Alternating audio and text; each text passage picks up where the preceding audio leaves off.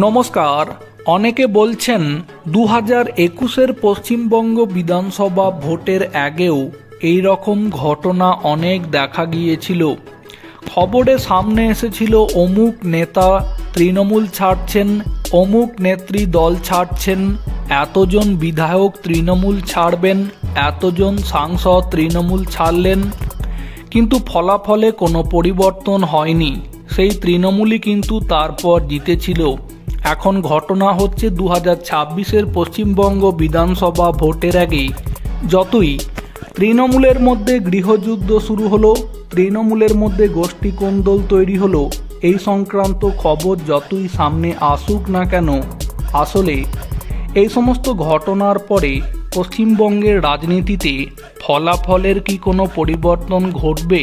কারণ প্রত্যেকে বলছেন লক্ষ্মীর ভাণ্ডারের মতো প্রকল্পের জন্য মহিলারা যেমন তৃণমূলকে ভোট দেবে, একই সাথে বিজেপি যদি ক্ষমতায় আসে তাহলে মুসলিমদেরকে তাড়িয়ে দেবে, এই রকম মিথ্যা ভয়ে মুসলিমরাও তৃণমূলকে ভোট দিয়ে দেবে। তাই তখন এই সমস্ত অঙ্কে ফের আবার তৃণমূলই জিতে যাবে।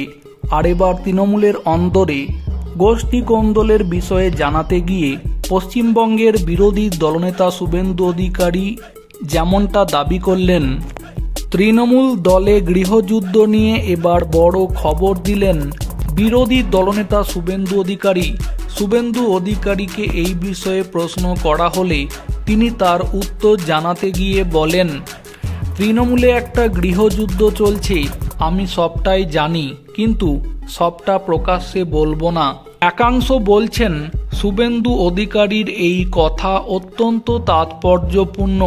যারা এতদিন ভাবছিলেন যে পিসি ভাইপোর মধ্যে গন্ডগোল কেবল লোক দেখানো, ভেতরে সব ঠিক আছে, তাদের সেই ভাবনা হয়তো ভুল।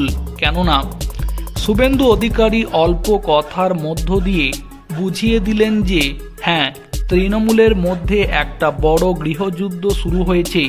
দিনের শেষে তেমনটাই বলছেন রাজনৈতিক বিশ্লেষকেরা।